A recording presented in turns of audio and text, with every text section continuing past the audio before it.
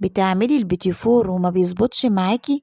طب واللي يجيبلك بقى الطريقة اللي هتعمليها وهتعتمديها وبطريقة سهلة وبسيطة وهيطلع معاكي باللون الخطير ده وكمان التسوية المظبوطة، أنا هبة إبراهيم.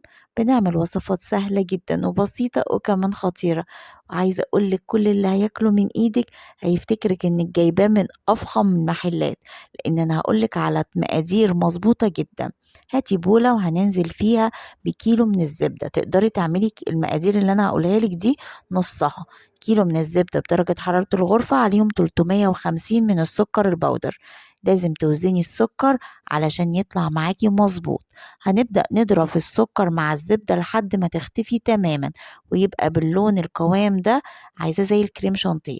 5 بيضات بدرجة حرارة الغرفة، عليهم 1.5 معلقة من الفانيليا. هنضربهم كويس جدا لحد ما البيض يختفي تماما. عندنا كيلو و250 جرام من الدقيق. أنا جايبالك المقادير مظبوطة، ولا تزودي ولا تنقصي.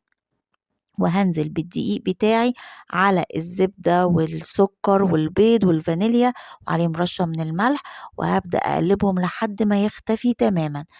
ودي اشكال التيب اللي احنا هنستخدمها في تشكيل البيتي فور، بس انا بفضل واحدة بس هي اللي انا بستخدمها، اللي هي 6 بي.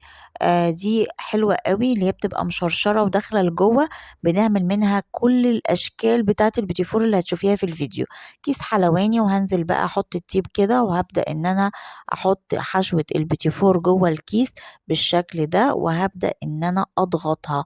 يعني انا هاخد نصها عشان ما توجعيش عصب ايدك، واخرج الهواء كده لبره، وهجيب صينيه مش هدهنها اي ماده دهنيه، وهشكل التشكيله اللي هي الورده اللي انت شايفاها دي.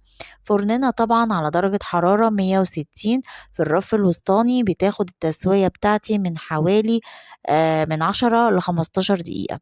دي برضو شكل الكمثرى بطريقه سهله خالص وبسيطه، ما فيهاش اي تعقيده. ودي شكل بقى بسكوت النواعم اللي احنا بنجيبه من بره. كل ولادنا بيحبوها وبتبقى شكلها حلو قوي وبتزينيها. دي برضو شكل البسكوتة. عملنا 3 أشكال، كل شكل مختلف عن التاني تماما. 4 كمان، يعني مش 3، عملنا 4 أشكال ببلبلة واحدة أو بتيب واحد، يعني من غير ما تشيلي ولا تحطي. خلصنا كل الصاجات ودخلناها الفرن. وعايزة أقولك ما خدتش من 10 ل 15 دقيقة وخدت اللون الجولد الخطير ده. هنا بقى بوريكي شكل البسكوتة عاملة ازاي ومفرغة قد ايه من جوه، وطعمها حرفيا خطير بجد، تحفة جدا. عايزة اقولك كل اللي هياكله من ايدك هيقولك تحفة. ميرو عامله لنا مربى مشمش. عايزه اقول لكم بقى المنتج ده خطير، مصري في المية في المية، ومربى فراولة خطيرة بجد. جربوها هتعجبكم جدا. هناخد منها كده في كيس حلواني، وعندنا طبعا دارك شوكليت. انا جايبه الشوكولاته باللبن وسيحتها بمعلقتين زيت على بخار ميه او في الميكروويف المتوفر عندك.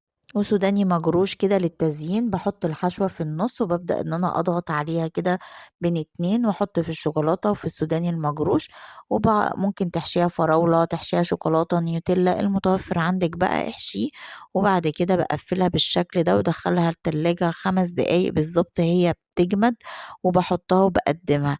عايزة اقول لكم ما شاء الله الكمية كبيرة جدا، لو فكرتي تجيبيها من بره هتدفعي رقم وقدره، وبجد حاجة هتشرفك جدا في العيد. وكل اللي هياكلها من ايدك هيفتكرك انك جايباها من افخم المحلات.